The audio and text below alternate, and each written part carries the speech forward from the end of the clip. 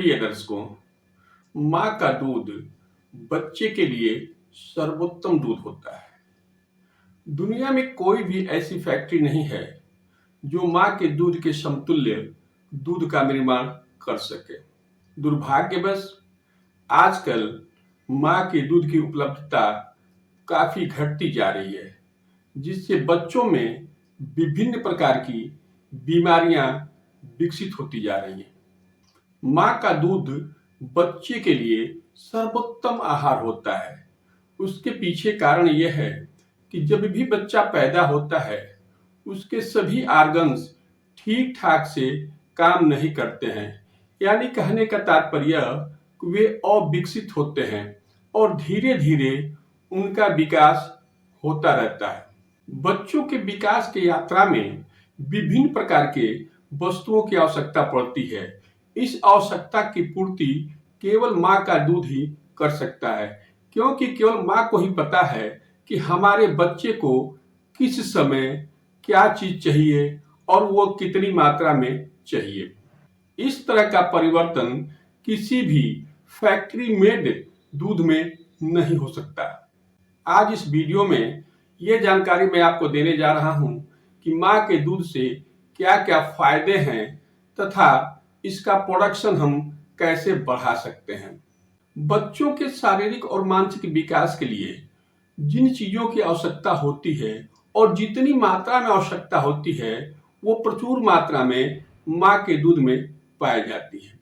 इसके साथ ही साथ माँ के दूध में कुछ एंटीबॉडीज भी पाए जाते हैं, जो बच्चों को विभिन्न प्रकार के रोगों से उनकी सुरक्षा करते हैं। ये एंटीबॉडीज रोगों से सुरक्षा तो करते ही करते हैं, लेकिन जो बच्चे के शरीर में प्रतिरोधक प्रणाली होती है, उसके विकास में भी सहायता करते हैं, जिससे बच्चों को कान का इन्फेक्शन, रेस्पिरेटरी ट्रैक्ट का इन्फेक्शन तथा पेट की बीमारियां नहीं हुआ करती हैं। जिन बच्चों को माँ का दूध दिया जाता है, उनमें ये देखा जाता है कि उन बच्चों में एस्थमा, एलर्जी, टाइप 1 डिजीज तथा मोटापा होने की भी संभावना 9 के बराबर हो जाती है। इस प्रकार से आप देखेंगे तो माँ का दूध बहुत ही महत्वपूर्ण होता है। लेकिन ये भी देखा जा रहा है कि आजकल माताओं को दूध बनना कम हो गया है। माताओं में दूध के प्रोडक्शन में 2 हार्मोन्स कार्य करते हैं। पहला हार्मोन्स प्रोलैक्टिन, ये दूध के निर्माण में सहायक होता है, तथा दूसरा हार्मोन्स ऑक्सीटोसिन, ये दूध को रिलीज करने में सहायक होता है। बच्चा जैसे ही पैदा होता है और पैदा होने के बाद जैसे ही माँ के गर्भ से प्लेसेंटा बाहर होता है, उसके बाद से धीरे धीरे खून के अंदर एस्ट्रोजन और प्रोजेस्टेरोन की मात्रा घटने लगती है, जिसके कारण प्रोलैक्टिन धीरे धीरे सक्रिय हो जाता है और माताओं में दूध बनने लगता है। प्रोलैक्टिन के कारण माता के स्तन में दूध बन करके इकट्ठा हो जाता है तथा ऑक्सीटोसिन के कारण वो दूध जो है रिलीज होता है। यह है प्रक्रिया दूध बनने की। यदि किसी माता में दूध का निर्माण कम हो रहा है और वो चाहती हैं कि नेचुरल वे में दूध का प्रोडक्शन बढ़ जाए, तो इसका सबसे आसान और नेचुरल तरीका यह है कि आप बच्चे को बार बार फीडिंग कराइए। जैसे ही बच्चा स्तन को सक करता है, उस समय एक संदेश जो है ब्रेन को पहुंचता है कि दूध की मात्रा कम है।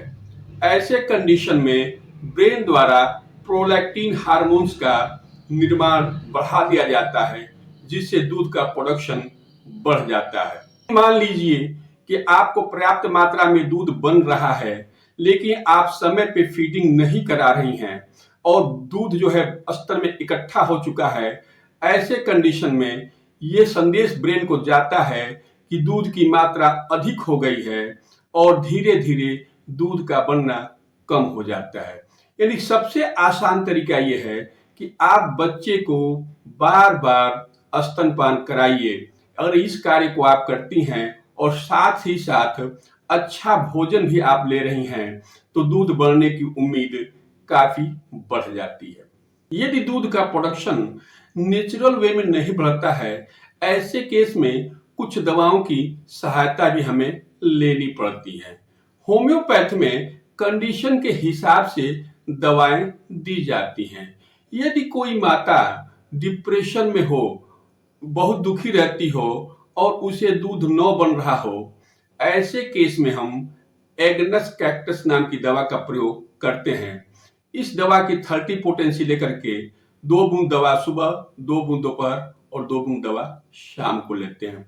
यदि कोई माँ एनीमिक हो, दुबली हो, पतली हो, कमजोर हो और उसे दूध न बन रहा हो, ऐसे मरीज में हम लेसिथीन 30 नाम की दवा का प्रयोग 3 टाइम 2-2 बूंद करते हैं।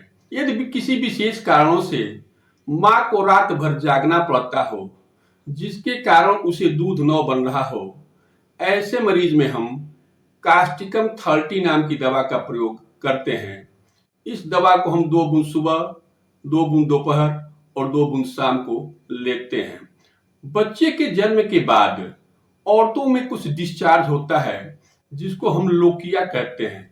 यदि लोकिया का गिरना अचानक रुक जाए और साथ ही साथ उसे बुखार रहने लगे, ऐसे कंडीशन में यदि दूध की मात्रा घट जाती है या दूध बनना बंद हो जाता है, तो ऐसे मरीज में हम मेलिफोनियम नाम की दवा का प्रयोग करते हैं। इसमें हम 30 पोटेंसी को लेकर के 2 बूंद दवा सुबह, 2 बूंद दवा दोपहर और 2 बूंद दवा शाम को देते हैं।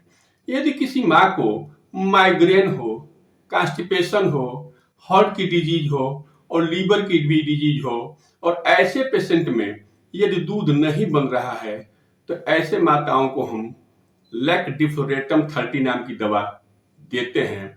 इस दवा को भी हम सुबह दोपहर शाम 2-2 बूंद देंगे।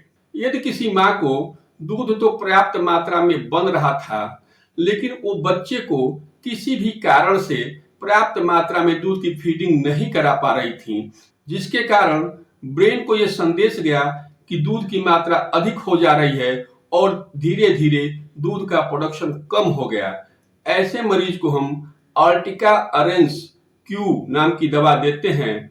इस दवा को हम थोड़े से पानी में 20 बूंद सुबह और 20 बूंद शाम को देते हैं। इन दवाओं को देने के बाद ये आप अनुभव करेंगे कि माँ का दूध बनना बढ़ जाता है। यदि माता में ये सब कारण न हो और फिर भी दूध न बन रहा हो, ऐसे केस में हम 2 दवाओं का प्रयोग करते हैं। पहली दवा रिसिनस 30 और दूसरी दवा लेक्टुआ वायरोसा। इन दवाओं को हम 30 पोटेंसी में लेते हैं। इसको 2 बूंद सुबह और 2 बूंद शाम को देते हैं और लेक्टुआ वायरोसा को 2 बूंद दोपहर और 2 बूंद रात को देते हैं। इन दवाओं को 4 से लेकर के 5 दिन देने पे ही ये देखा जाता है कि 99% केस में दूध का प्रोडक्शन बढ़ जाता है। प्रिय दर्शकों, यदि आप लोगों को मेरा ये वीडियो अच्छा लगा हो तो लाइक करें, शेयर करें और सब्सक्राइब करें। धन्यवाद।